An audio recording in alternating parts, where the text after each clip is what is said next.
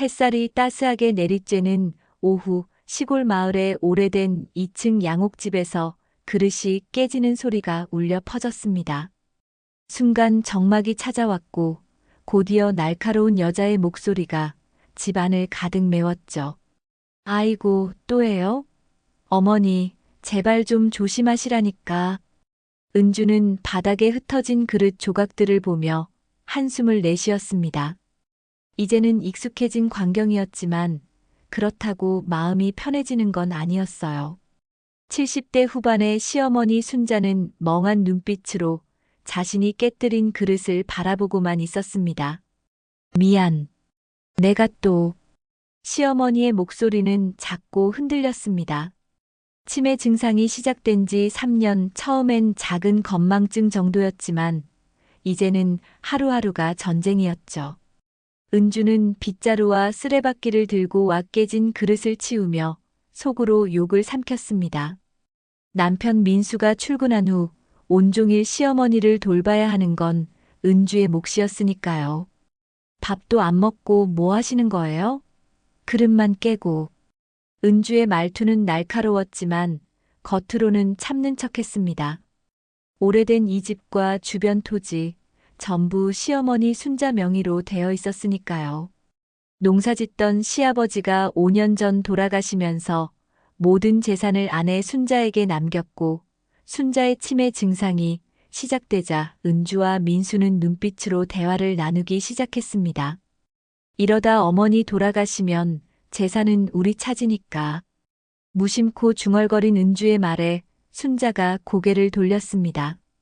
순간 시어머니의 눈빛이 맑아진 듯 했죠. 내 재산은 절대 못 줘. 은주는 깜짝 놀라 시어머니를 바라봤습니다. 평소와 다른 맑은 목소리였어요. 하지만 곧 순자의 눈빛은 다시 흐려졌고 은주는 안도의 한숨을 내쉬었습니다. 그저 치매 환자의 헛소리일 뿐이라고 생각했죠. 저녁이 되자 민수가 퇴근했습니다. 은주는 부엌에서 저녁 준비를 하며 오늘 있었던 일을 남편에게 전했어요. 여보, 어머니가 오늘 또 그릇 깨고 난리였어. 진짜 미치겠더라. 민수는 소파에 앉아 맥주를 마시며 대답했습니다. 참아. 좀만 더 참으면 다 우리 거야. 그 말에 은주는 씁쓸하게 웃었습니다. 부부는 이미 시어머니의 재산을 어떻게 활용할지 계획까지 세워둔 상태였어요. 도시로 나가 새 아파트를 사고 남은 돈으로 작은 가게라도 차리는 것. 그것이 이들의 꿈이었습니다. 식탁에 앉은 세 사람, 순자는 숟가락을 들지만 어디에 내려놓아야 할지 헷갈리는 듯 했습니다. 밥그릇 대신 물컵에 숟가락을 넣으려 하자 은주가 재빨리 순자의 손을 잡았죠. 어머니, 여기에요. 밥그릇. 겉으로는 친절했지만 은주의 눈빛에는 짜증이 가득했습니다. 식사가 끝나고 민수가 어머니를 방으로 데려다 눕힌 후 은주는 주방에서 혼자 소주를 마시기 시작했어요. 요즘 들어 술이 유일한 위안이 되었습니다. 어디까지 참아야 하나. 술잔을 비우며 은주는 중얼거렸습니다.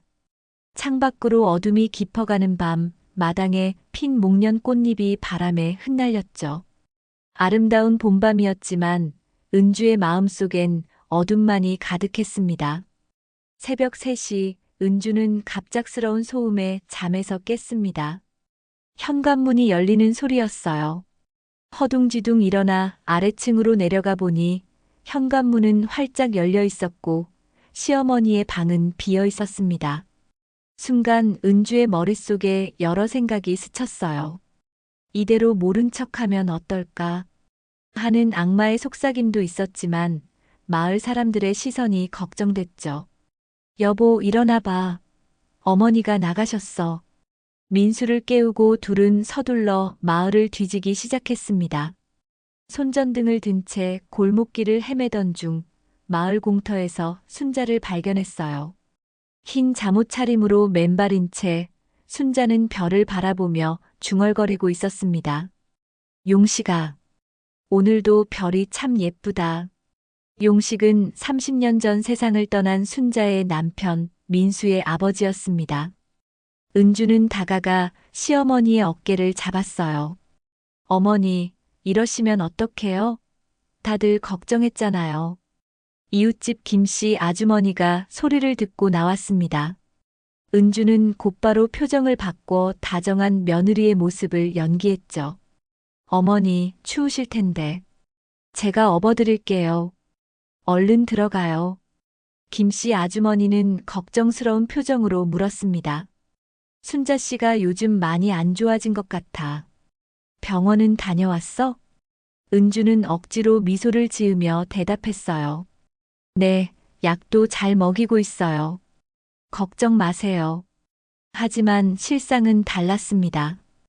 은주는 시어머니의 약을 제대로 챙기지 않았고 병원에 데려간 것도 몇 달 전이 마지막이었죠. 어차피 나아질 병도 아닌데 라는 생각이 은주를 지배했으니까요. 집으로 돌아오자마자 은주의 표정은 돌변했습니다.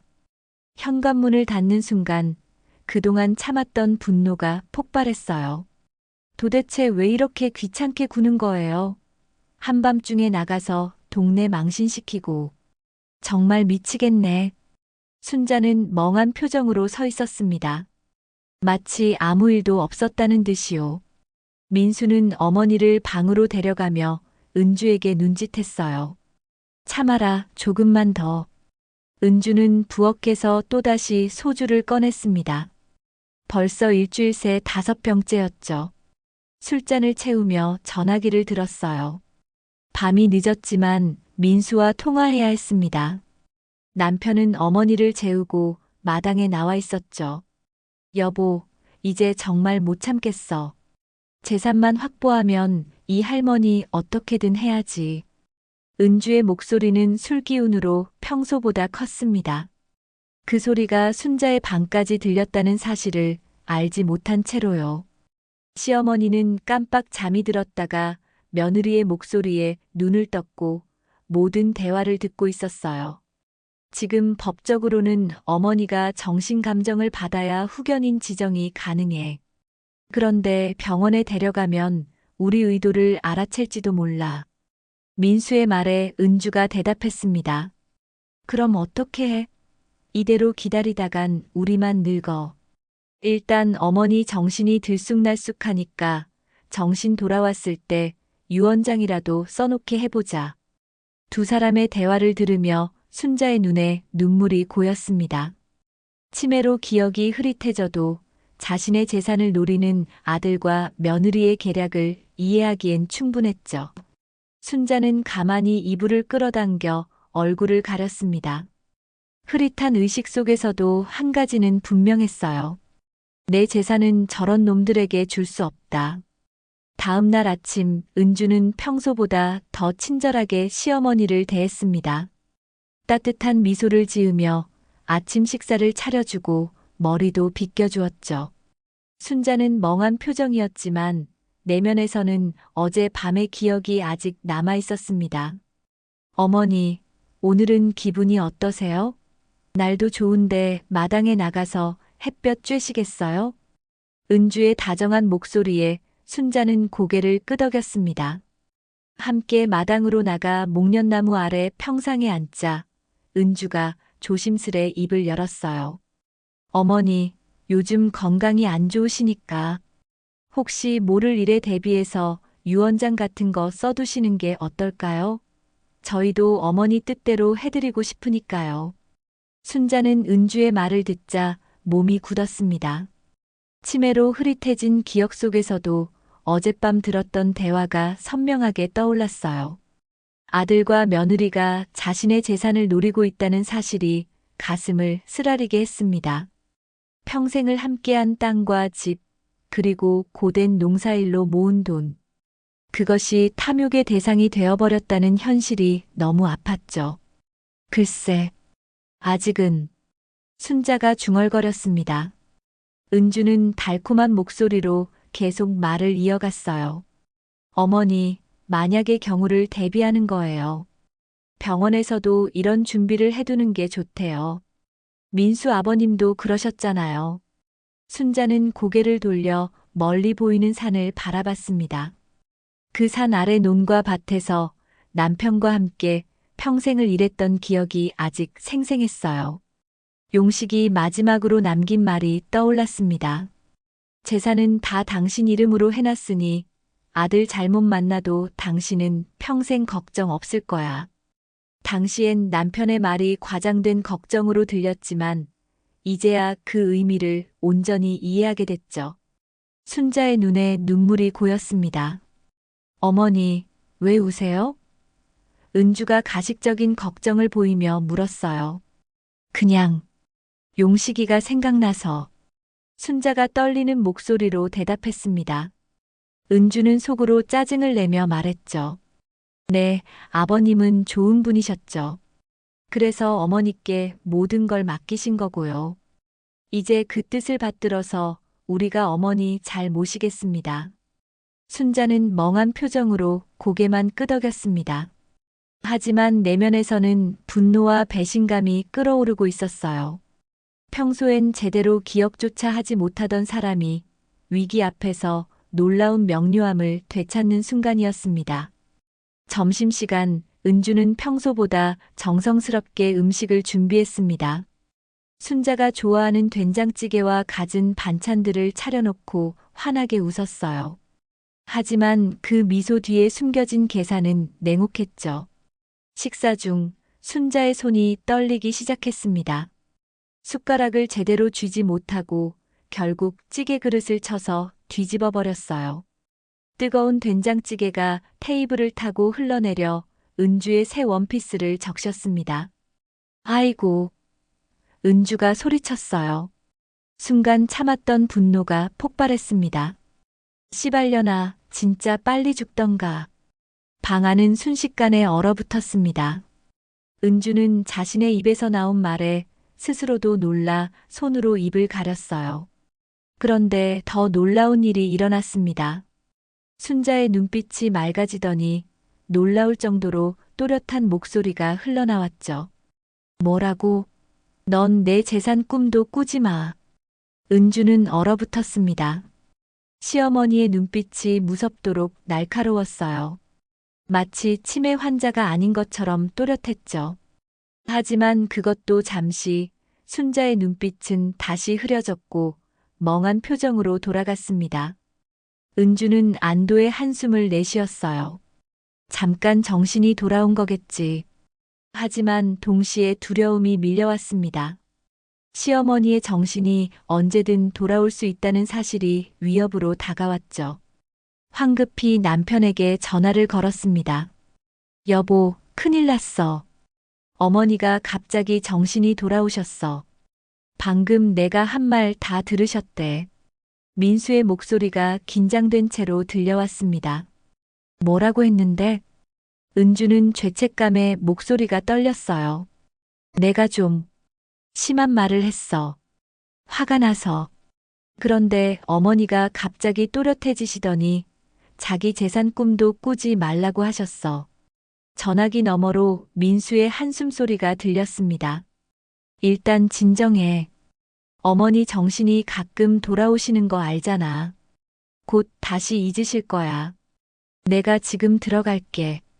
은주는 전화를 끊고 시어머니를 바라봤습니다. 순자는 마치 아무 일도 없었다는 듯 멍하니 앉아 있었어요. 하지만 은주는 더 이상 안심할 수 없었습니다.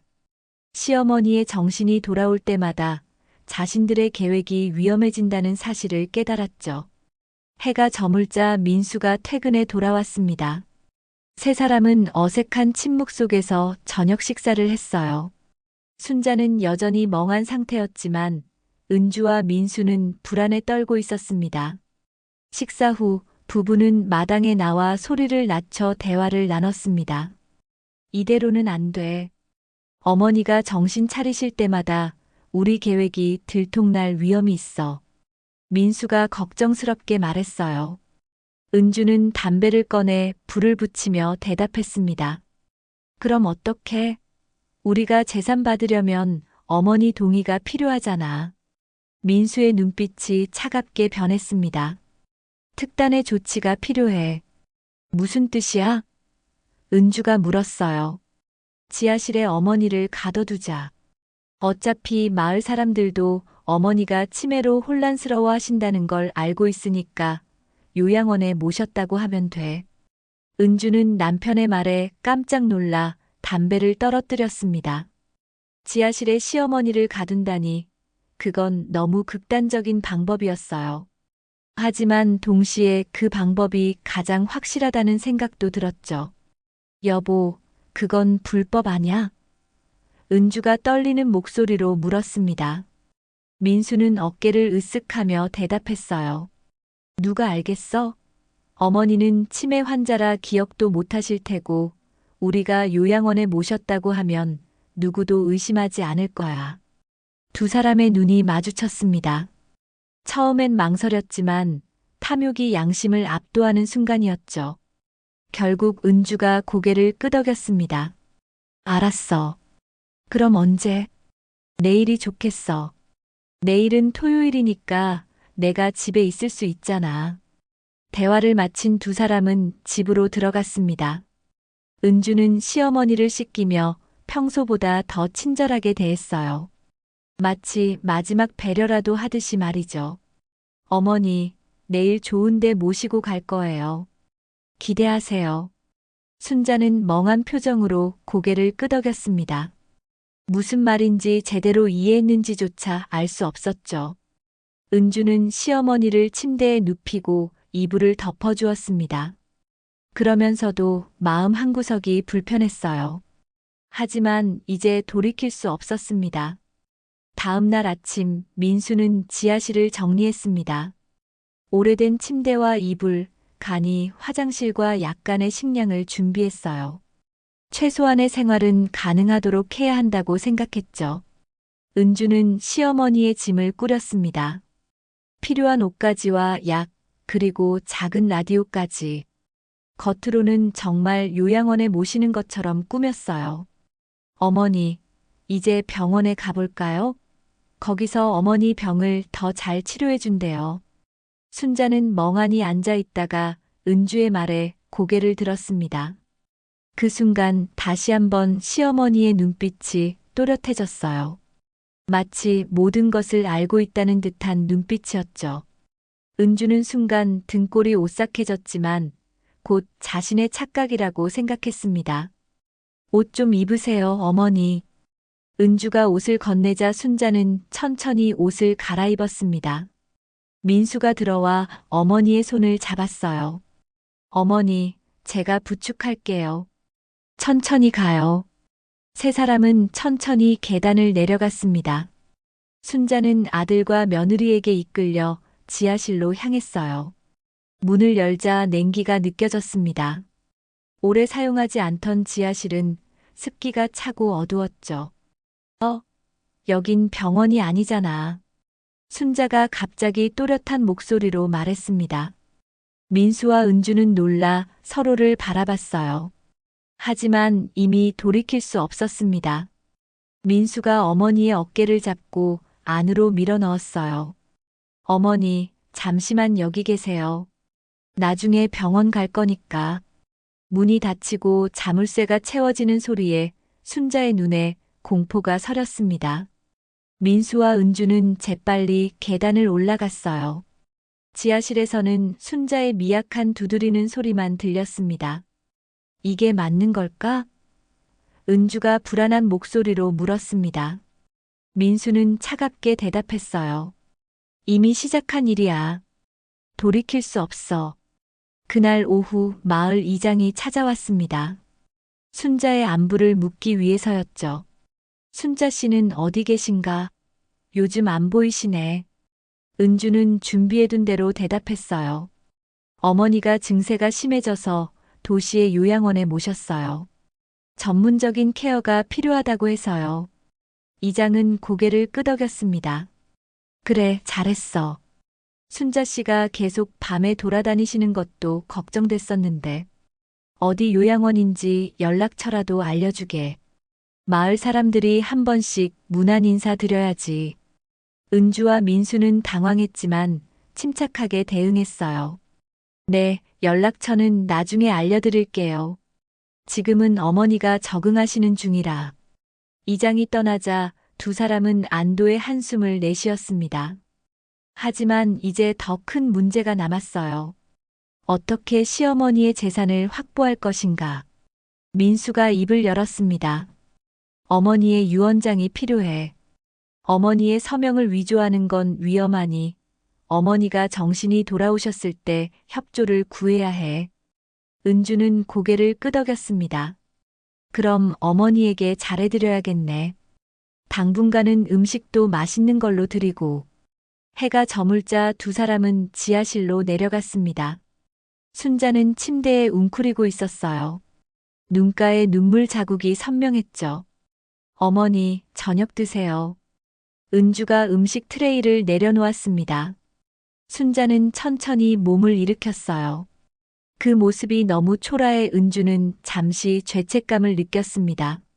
하지만 곧 재산에 대한 욕심이 그 감정을 덮어버렸죠. 왜 이러는 거야? 내가 뭘 잘못했니? 순자의 목소리가 떨렸습니다. 민수는 차갑게 대답했어요. 어머니, 저희는 어머니를 위해 이러는 거예요. 여기선 안전하게 계실 수 있잖아요. 순자의 눈에서 눈물이 흘러내렸습니다. 민수와 은주는 더 이상 대화를 이어가지 않고 문을 닫았어요. 계단을 올라가며 은주가 남편에게 전화를 걸었습니다. 이제 할머니는 우리 소나기야. 유언장만 바꾸면 끝이야. 지하실에 갇힌 순자는 은주의 통화 내용을 또렷이 들었습니다. 딸기 농사를 짓던 시절 남편 용식이 소리가 잘 들리는 집의 구조적 특징을 설명해 준 기억이 떠올랐어요. 이 집은 지하에서 말하면 부엌까지 소리가 올라가. 그래서 내가 지하 창고에서 일할 때 당신이 부르면 항상 들렸잖아. 순자는 천천히 침대에서 일어나 주변을 살폈습니다. 어둡고 습한 지하실이었지만 40년 넘게 살아온 집이라 구석구석 익숙했어요. 벽에 붙은 달력이 눈에 들어왔습니다. 2024년 3월. 이미 지난 날짜를 보여주는 낡은 달력이었죠. 용식아, 우리 아들이 이렇게 됐구나. 순자의 눈에서 눈물이 흘러내렸습니다.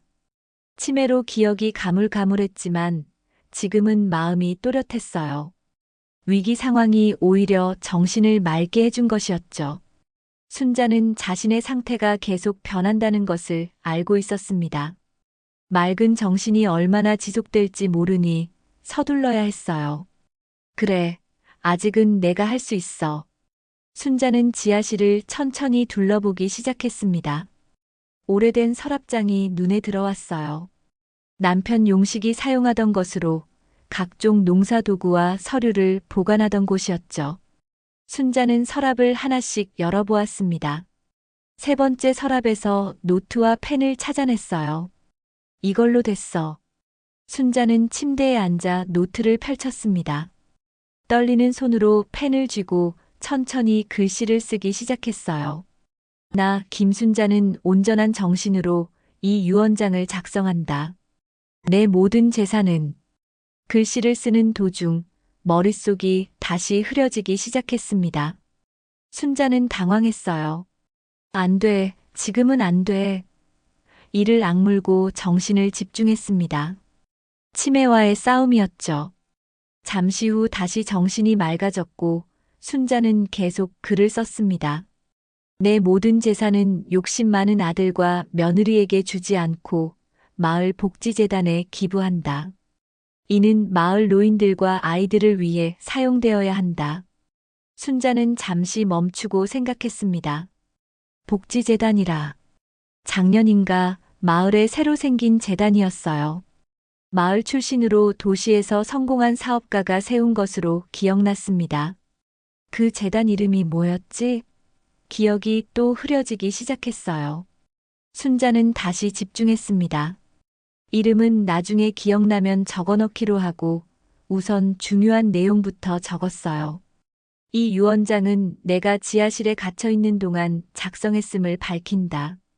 내 아들 박민수와 며느리 강은주가 나를 학대하고 재산을 빼앗기 위해 감금했다. 글을 쓰다 보니 슬픔이 밀려왔습니다. 젊은 시절 귀여웠던 아들의 모습, 결혼식 날 사랑스럽게 보였던 며느리. 그런 그들이 이제는 자신을 이렇게 대한다는 사실이 가슴 아팠어요. 순자의 눈에서 눈물이 떨어져 종이를 적셨습니다. 용씨가 우리 아들을 어떻게 키웠길래. 창밖에서 들리는 새소리에 순자는 정신을 차렸습니다. 이미 하루가 지나고 있었어요. 시간이 얼마 없었죠. 은주와 민수는 곧 다시 내려올 것이고 그 전에 이 유언장을 숨겨야 했습니다. 지하실 구석에 작은 창문이 있었어요. 예전에 환기용으로 사용하던 것으로 밖으로 열리지는 않았지만 물건을 밀어 넣을 수 있을 정도의 틈은 있었습니다. 순자는 유언장을 접어 창문 틈으로 밀어냈어요. 바깥은 마당 쪽이었고 이웃집 김씨 아주머니의 밭과 맞닿아 있었죠. 이걸 누가 발견하면 좋을 텐데. 그때 위층에서 발자국 소리가 들렸습니다. 은주와 민수가 내려오고 있었어요. 순자는 재빨리 남은 종이와 펜을 서랍에 숨겼습니다. 그리고 침대에 누워 다시 멍한 표정을 지었죠. 문이 열리고 은주가 들어왔습니다. 트레이에 아침 식사가 담겨 있었어요. 어머니, 잘 주무셨어요? 아침 드세요. 순자는 멍한 표정으로 고개만 끄덕였습니다. 은주는 트레이를 내려놓고 잠시 시어머니를 관찰했어요. 어제와 다른 점은 없는지 확인하는 듯 했죠. 오늘은 좀 어떠세요? 기분이 좋아 보이네요. 순자는 말없이 음식을 먹기 시작했습니다. 은주는 지하실을 둘러보았어요. 특별한 변화는 없어 보였습니다. 안심한 듯 은주가 말했죠. 조금만 참으세요, 어머니. 곧 모든 게 해결될 거예요. 은주가 나간 후 순자는 창문 쪽을 바라봤습니다. 유언장이 누군가에게 발견되길 바라는 마음뿐이었어요. 하지만 그것만으로는 부족했습니다. 더 확실한 방법이 필요했죠. 순자는 또다시 서랍에서 종이를 꺼내 쪽지를 썼습니다. 도와주세요. 저는 김순자입니다. 박민수의 어머니예요. 지하실에 갇혀 있습니다. 마을 변호사 이상민을 불러주세요. 이상민 변호사. 갑자기 이름이 기억났습니다. 복지재단을 설립한 마을 출신 사업가가 고용한 변호사였어요. 몇 달 전 마을회관에서 열린 설명회에서 만났던 사람이었죠. 순자는 쪽지를 접어 창문 틈으로 밀어냈습니다. 이번엔 운이 좋았습니다. 바깥에서 쪽지가 떨어지는 소리와 함께 누군가의 목소리가 들렸어요. 어머, 이게 뭐지? 이웃집 김씨 아주머니였습니다. 아침부터 텃밭일을 하고 있었나 봐요. 순자는 가슴이 뛰었습니다. 기회였어요. 김씨, 김씨. 순자가 작은 목소리로 불렀습니다. 지하실 창문 너머로 순자의 작은 목소리가 새어나갔습니다. 텃밭에서 일하던 김씨 아주머니는 고개를 들어 소리가 나는 방향을 살폈어요. 누구세요? 김씨 아주머니가 조심스레 물었습니다. 나야, 순자. 여기 지하에 갇혔어. 순자는 최대한 목소리를 높였지만 여전히 작게 들렸습니다. 김씨 아주머니는 놀라 지하실 창문 쪽으로 다가왔어요. 그리고 쪽지를 주워 읽었습니다. 내용을 확인한 김씨 아주머니의 얼굴이 창백해졌죠. 순자 씨, 정말 당신이야? 민수 어머니, 요양원에 가셨다고 했는데. 거짓말이야. 내가 여기 갇혔어. 제발 이상민 변호사를 불러줘. 순자의 목소리가 떨렸습니다. 김씨 아주머니는 잠시 망설였어요. 쪽지를 다시 한번 읽어보고 창문에 귀를 가까이 대며 말했습니다. 알았어. 내가 도와줄게. 하지만 조심해야 해. 당신 아들이 의심하면 안 돼. 순자는 안도의 한숨을 내쉬었습니다. 고마워. 부탁해. 김씨 아주머니는 급하게 자리를 떠났어요. 이웃의 발자국 소리가 멀어지자 순자는 침대에 앉아 기다렸습니다. 이제 희망이 생겼죠. 순자는 마음을 진정시키며 앞으로 벌어질 일들을 대비했어요. 한편 김씨 아주머니는 서둘러 마을 공소 건물로 향했습니다. 이상민 변호사가 일주일에 2번씩 마을 사람들의 법률 상담을 해주는 곳이었어요. 다행히 오늘이 바로 그 상담일이었죠. 공소 건물에 도착한 김씨 아주머니는 이상민 변호사를 급하게 찾았습니다. 변호사는 다른 마을 주민과 상담 중이었지만 김씨 아주머니의 다급한 표정을 보고 상담을 잠시 중단했어요. 무슨 일이세요? 이상민 변호사가 물었습니다. 김씨 아주머니는 순자의 쪽지를 건넸어요. 이걸 읽어보세요. 방금 순자 씨가 지하실 창문으로 던졌어요. 이상민 변호사는 쪽지를 읽고 눈썹을 찌푸렸습니다. 이건 심각한 문제군요. 김순자 씨는 치매 증상이 있는 것으로 알고 있는데 이게 사실이라면 범죄에 해당해요. 민수 내외가 순자를 요양원에 모셨다고 했는데 알고 보니 집 지하에 가두고 있었던 거예요. 김씨 아주머니가 설명했습니다. 이상민 변호사는 결단력 있게 일어났어요. 즉시 확인해 봐야겠습니다. 경찰에 신고하고 함께 가보죠. 그 사이 은주와 민수는 거실에서 앞으로의 계획을 논의하고 있었습니다. 민수가 말했어요. 변호사를 불러서 어머니의 유언장을 작성해야 해. 어머니가 정신이 돌아오실 때를 노려서. 은주는 불안한 듯 창밖을 내다봤습니다. 정말 될까? 이렇게 계속 어머니를 가둬둘 수는 없잖아. 일단 재산만 확보하면 돼. 그 다음엔 진짜로 요양원에 모시든 아니면. 민수의 말끝이 흐려졌습니다. 은주는 남편의 눈빛에 섬뜩함을 느꼈어요. 여기까지 왔지만 시어머니를 해치는 것까지는 생각하지 않았습니다. 하지만 민수의 눈빛은 이미 그 선을 넘어선 것 같았죠. 여보, 설마. 은주가 떨리는 목소리로 말했습니다. 민수는 대답하지 않고 지하실로 향했어요. 은주는 불안한 마음으로 남편을 따라갔습니다. 지하실 문을 열자 순자는 침대에 앉아 있었어요. 평소와 달리 또렷한 눈빛으로 아들과 며느리를 바라봤습니다. 어머니, 오늘은 기분이 어떠세요? 민수가 가식적인 친절함으로 물었습니다. 순자는 천천히 고개를 들어 아들을 바라봤어요. 내가 정말 내 아들이 맞니? 민수는 당황했지만 침착하게 대응했습니다. 무슨 말씀이세요? 당연히 어머니 아들이죠. 그런 아들이 어머니를 지하실에 가둘 수 있니? 순자의 목소리는 약했지만 또렷했어요. 민수는 잠시 말문이 막혔습니다. 그러나 곧 평정을 되찾고 말했어요. 어머니, 저희는 어머니를 위해 이러는 거예요. 밖에 나가시면 위험하니까. 순자는 쓴웃음을 지었습니다. 거짓말 마라. 너희가 내 재산을 노리고 있다는 걸 알아. 은주는 불안하게 남편을 쳐다봤어요. 시어머니의 정신이 완전히 돌아온 것 같았습니다. 이건 계획에 없던 일이었죠. 민수는 침착함을 유지하려 애썼습니다. 어머니, 잘못 생각하고 계세요. 저희는 단지. 그때 밖에서 경찰차 사이렌 소리가 들렸습니다. 은주와 민수는 창백해졌어요. 순자의 입가에 미소가 번졌죠. 이제 끝이다.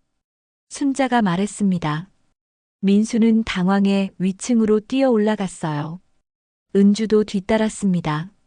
현관문 밖에는 경찰차와 함께 이상민 변호사, 그리고 김씨 아주머니가 서 있었어요.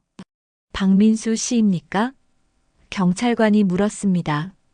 민수는 침착하게 대답하려 했지만 목소리가 떨렸어요. 네, 맞습니다만. 무슨 일이신지? 신고가 들어왔습니다. 댁의 어머니 김순자 씨가 지하실에 감금되어 있다는 제보를 받았습니다. 경찰관이 말했어요. 민수는 황급히 변명했습니다. 무슨 오해가 있으신 것 같은데요. 제 어머니는 요양원에 계십니다. 이상민 변호사가 한 발 앞으로 나섰어요. 거짓말 마십시오. 김순자 씨가 직접 도움을 요청했습니다. 경찰관이 단호하게 말했습니다. 집수색 영장이 있습니다. 협조해 주시기 바랍니다. 민수와 은주는 더 이상 저항할 수 없었어요. 경찰은 지하실로 내려가 순자를 발견했고 즉시 구조했습니다. 순자는 약해 보였지만 의외로 또렷한 정신으로 상황을 설명할 수 있었어요.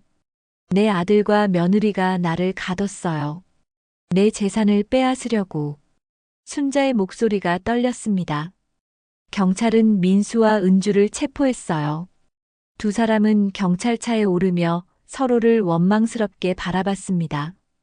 그들의 탐욕이 만든 결과였죠. 경찰서 조사실, 민수와 은주는 각각 다른 방에서 조사를 받고 있었습니다. 경찰은 두 사람의 진술이 일치하는지 확인하기 위해 따로 조사를 진행했어요. 은주는 떨리는 손으로 물컵을 집어들며 불안한 눈빛을 감추지 못했습니다. 처음부터 다시 말씀해 주세요. 언제부터 시어머니를 지하실에 가두셨나요? 형사가 냉정한 목소리로 물었어요. 은주는 눈물을 흘리며 대답했습니다. 전 다 남편이 시키는 대로 한 것뿐이에요. 남편이 어머니 재산을 가로채려고. 다른 조사실에서는 민수가 완강하게 부인하고 있었어요. 어머니는 치매 환자입니다. 위험해서 잠시 지하실에 모신 것뿐이에요. 어머니가 밤에 자주 밖으로 나가셔서 사고 위험이 있었거든요. 두 사람의 진술은 엇갈렸고 이는 그들의 범행을 더욱 명백히 드러냈습니다. 경찰은 증거를 수집하기 위해 그들의 집을 압수수색했어요. 지하실에서 발견된 순자의 유언장 초안과 쪽지는 결정적인 증거가 되었죠. 한편 순자는 병원에서 치료를 받고 있었습니다. 이상민 변호사가 병실을 찾았어요. 김순자 씨, 어떻게 지내세요? 변호사가 조심스럽게 물었습니다. 순자는 창백한 얼굴로 미소 지었어요. 이제 좀 괜찮아요. 고맙습니다, 변호사님. 이상민 변호사는 의자에 앉으며 말했습니다. 지하실에서 쓰신 유언장 초안을 봤습니다. 정식으로 유언장을 작성하고 싶으신가요? 순자는 천천히 고개를 끄덕였어요. 네, 꼭 그러고 싶어요. 하지만 내 치매가 정신이 또렷할 때 해야 해요. 걱정 마세요. 의사가 오늘은 상태가 좋다고 했습니다. 지금이 좋은 시간일 것 같네요. 변호사가 말했습니다. 순자는 조금 생각하다가 말했어요. 내 재산을 마을 복지재단에 기부하고 싶어요. 우리 마을 노인들과 아이들을 위해 써주세요. 이상민 변호사는 순자의 의지를 존중하며 유언장 작성을 도왔습니다. 마을 의사와 간호사가 입회인으로 참석했고 순자의 정신 상태가 명료함을 확인한 후 유언장에 서명했어요. 이로써 순자의 재산은 법적으로 보호받게 되었습니다. 일주일 후 법정에서 민수와 은주의 재판이 열렸어요. 두 사람은 노인학대와 불법 감금 혐의로 기소되었습니다. 법정에는 마을 사람들이 가득 모였고 순자도 휠체어를 타고 출석했어요. 판사가 순자에게 물었습니다. 증인은 사건 당시 상황을 기억하고 계십니까? 순자는 떨리는 목소리로 대답했어요. 제가 치매라 기억이 항상 또렷하진 않지만 그날은 기억나요. 아들과 며느리가 저를 지하실에 가두고 제 재산을 빼앗으려 했어요. 민수는 어머니를 노려보았지만 순자는 더 이상 두려워하지 않았습니다. 마을 사람들의 지지와 변호사의 도움으로 용기를 얻었어요. 재판은 여러 증인들의 증언과 증거로 진행되었습니다. 김씨 아주머니는 순자의 쪽지를 발견한 경위를 설명했고 의사는 순자의 정신 상태가 간헐적으로 명료하다는 의학적 소견을 제시했어요. 결정적으로 은주가 범행을 자백하며 남편과 함께 계획했다고 증언했습니다. 판결이 내려지는 날, 법정은 긴장감으로 가득 찼어요. 판사가 엄숙한 목소리로 선고했습니다. 피고인 박민수, 강은주는 노인학대 및 불법 감금 혐의로 유죄를 선고합니다. 박민수에게는 징역 4년, 강은주에게는 징역 3년을 선고합니다. 민수는 망연자실한 표정으로 고개를 숙였고 은주는 흐느끼며 무너져 내렸어요. 그들이 그토록 욕심냈던 재산은 이미 마을 복지재단으로 기부가 확정된 상태였습니다.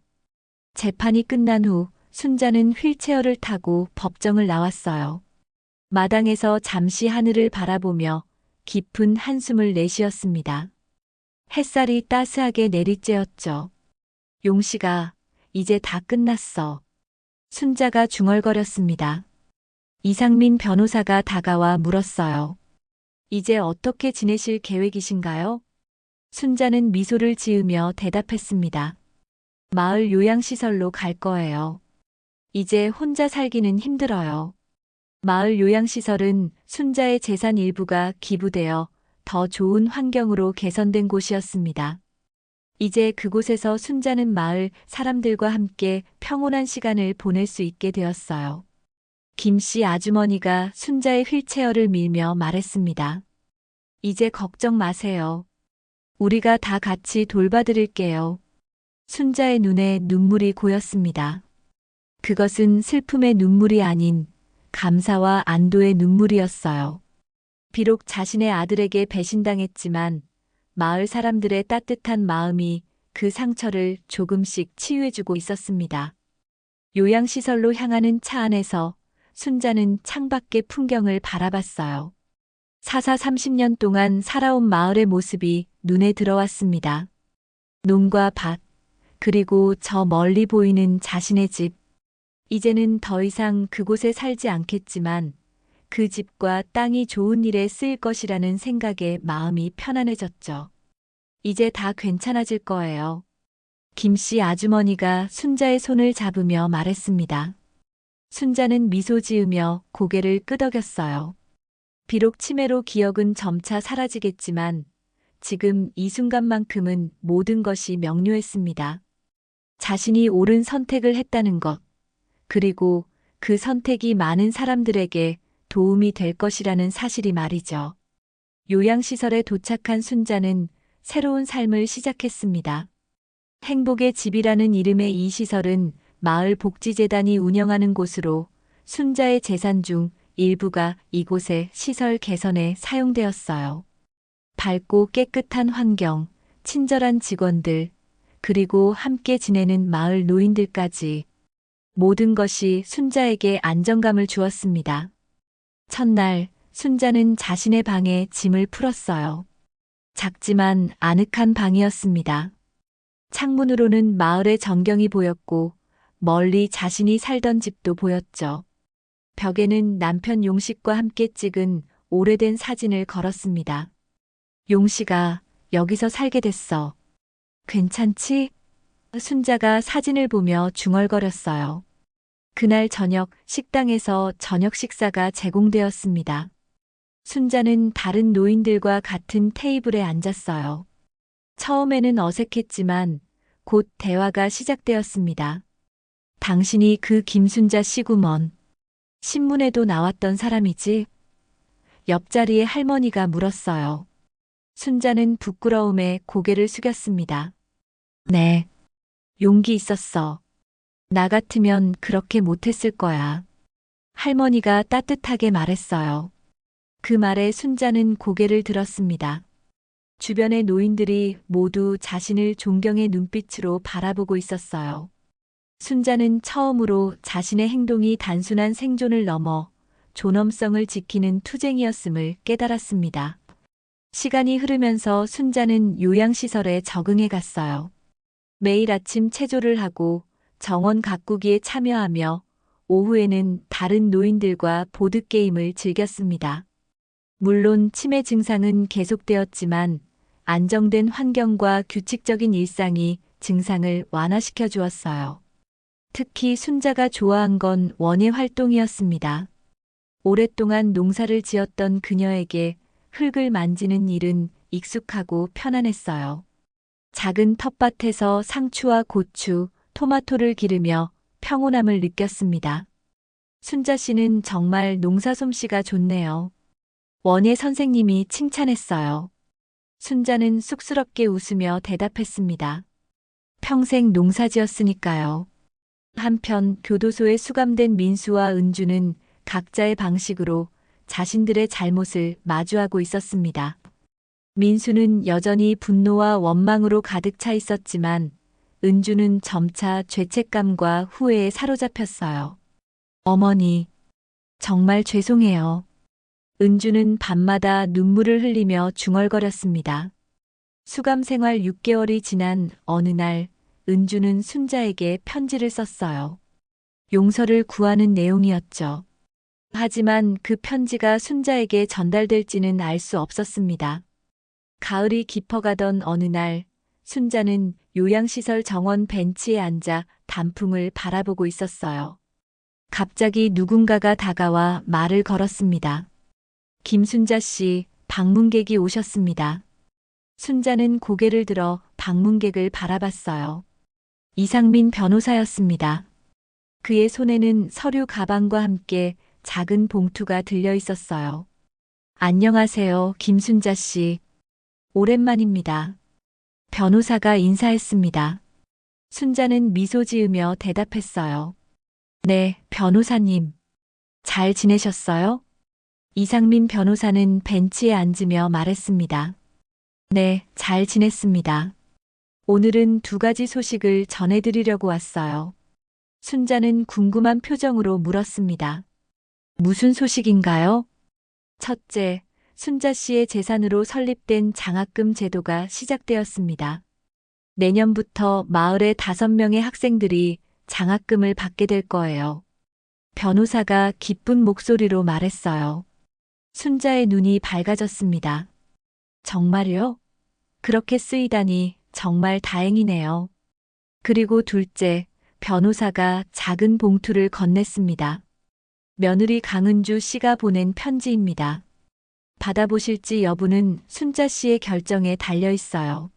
순자는 봉투를 바라보며 잠시 생각에 잠겼습니다.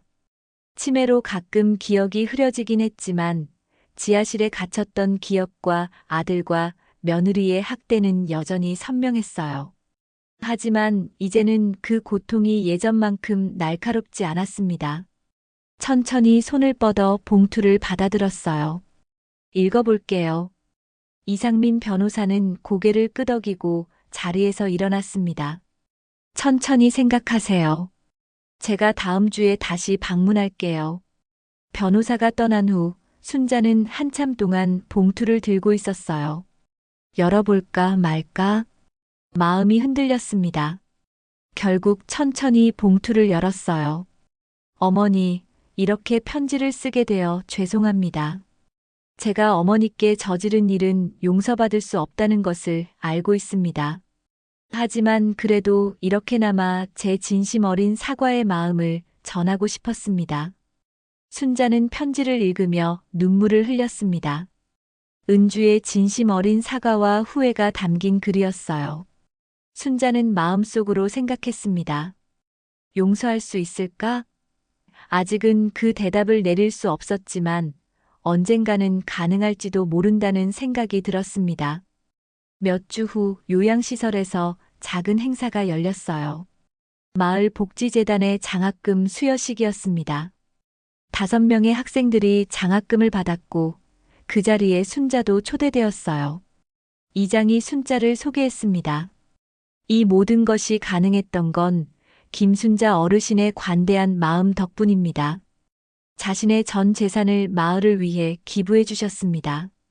사람들의 박수 소리가 울려 퍼졌고 순자는 쑥스러운 듯 고개를 숙였어요. 장학생으로 선발된 한 학생이 다가와 꽃다발을 건넸습니다. 할머니, 감사합니다. 저도 나중에 할머니처럼 남을 도울 수 있는 사람이 되고 싶어요. 순자는 아이의 머리를 쓰다듬으며 미소 지었어요. 자신의 고통이 헛되지 않았다는 생각에 가슴이 따뜻해졌습니다. 요양시설로 돌아오는 길, 차창 밖으로 자신이 살던 집이 보였어요. 이제 그 집은 마을 도서관으로 리모델링 중이었습니다. 새로운 삶을 시작한 집처럼 순자도 새로운 삶을 살고 있었어요. 용씨가 잘했지? 순자가 중얼거렸습니다. 창밖으로 불어오는 바람이 순자의 얼굴을 쓰다듬었어요. 마치 남편이 그래, 잘했어라고 대답하는 것 같았습니다. 순자의 입가에 평온한 미소가 번졌어요. 비록 치매로 기억은 점차 사라져가겠지만 순자가 지켜낸 존엄성과 마을에 남긴 선물은 오래도록 기억될 것입니다.